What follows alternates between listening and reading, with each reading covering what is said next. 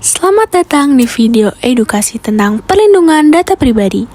Di zaman yang serba digital ini, kita seringkali menggunakan aplikasi dan layanan online untuk berbagai keperluan, mulai dari belanja, membayar tagihan, hingga mengakses media sosial.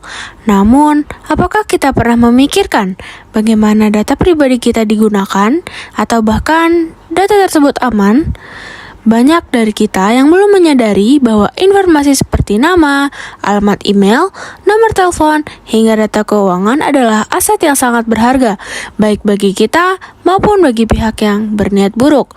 Kali ini, saya akan membahas tentang pentingnya melindungi data pribadi, risiko kebocoran data, serta langkah-langkah yang dapat kita ambil untuk menjaga keamanan informasi kita. Kalian semua pada tahu nggak sih apa itu data pribadi?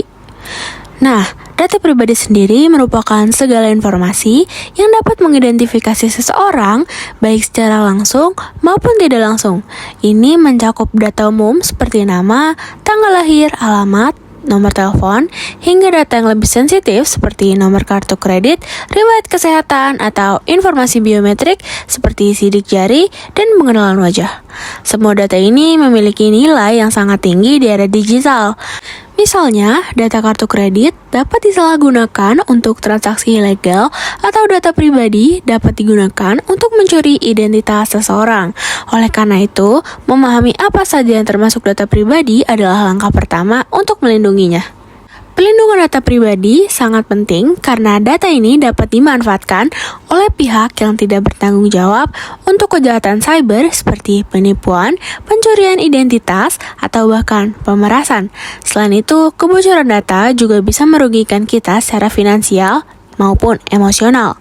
Di sisi lain, perusahaan yang menyimpan data kita juga memiliki tanggung jawab besar untuk menjaga kerahasiaan dan keamanannya. Ketika data bocor, tidak hanya konsumen yang dirugikan, tetapi juga reputasi perusahaan tersebut. Oleh sebab itu, sebagai konsumen, kita harus memahami resiko yang ada dan berperan aktif dalam menjaga keamanan data kita. Untuk memberi gambaran yang lebih nyata, mari kita lihat beberapa contoh kasus kebocoran data yang pernah terjadi. Salah satu kasus terbesar di Indonesia adalah kebocoran data pengguna e-commerce pada tahun 2020. Pada kasus ini, jutaan data pengguna bocor dan dijual di forum daring, termasuk informasi pribadi seperti nama, alamat email, dan nomor telepon. Dampaknya, banyak pengguna yang menerima spam, ancaman phishing, dan bahkan menjadi korban penipuan. Contoh lain adalah serangan cyber di sebuah rumah sakit besar di mana data pasien dicuri dan digunakan untuk pemerasan. Kasus-kasus ini menunjukkan betapa rentannya data pribadi kita jika tidak dikelola dengan baik.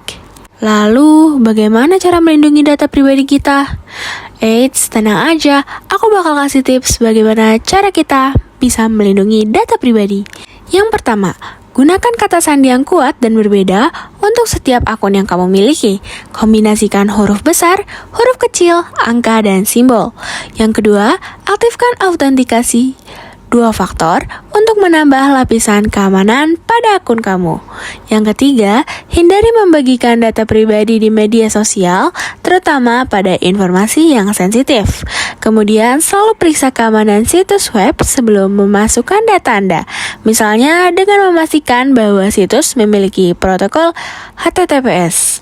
Dan jangan juga untuk mudah tergoda untuk mengklik tautan atau membuka lampiran dari email yang mencurigakan, karena bisa jadi itu adalah upaya untuk phishing. Kemudian juga jangan lupa periksa izin aplikasi di perangkat Anda. Banyak aplikasi yang meminta akses yang tidak relevan seperti akses ke kontak atau lokasi meskipun tidak diperlukan untuk fungsinya. Dan pastikan perangkat Anda memiliki sistem keamanan yang up to date termasuk antivirus dan firewall. Tidak hanya individu, perusahaan juga memegang peran penting dalam melindungi data konsumen. Di Indonesia, pemerintah telah mengesahkan Undang-Undang Perlindungan Data Pribadi atau UU PDP yang mewajibkan perusahaan untuk menjaga keamanan data pribadi konsumen. Jika terjadi kebocoran, perusahaan wajib melaporkan insiden tersebut kepada pihak berwenang dan konsumen yang terdampak. Sebagai konsumen, kita juga memiliki hak untuk meminta transparansi dari perusahaan tentang bagaimana data kita digunakan. Selalu pilih platform yang terpercaya dan patuh pada regulasi ini. Nah, gimana nih teman-teman? Udah pada paham belum sama materi yang udah aku jelasin? Jadi, melindungi data pribadi itu merupakan tanggung jawab kita bersama. Dengan memahami resiko dan menerapkan langkah-langkah yang tepat, kita dapat meminimalkan peluang korban kejahatan cyber. Jangan lupa untuk selalu waspada dan cerdas dalam menggunakan layanan digital. Mari jaga keamanan data kita dan saling berbagi informasi ini kepada teman, keluarga. Terima kasih telah menyaksikan. Wassalamualaikum warahmatullahi wabarakatuh.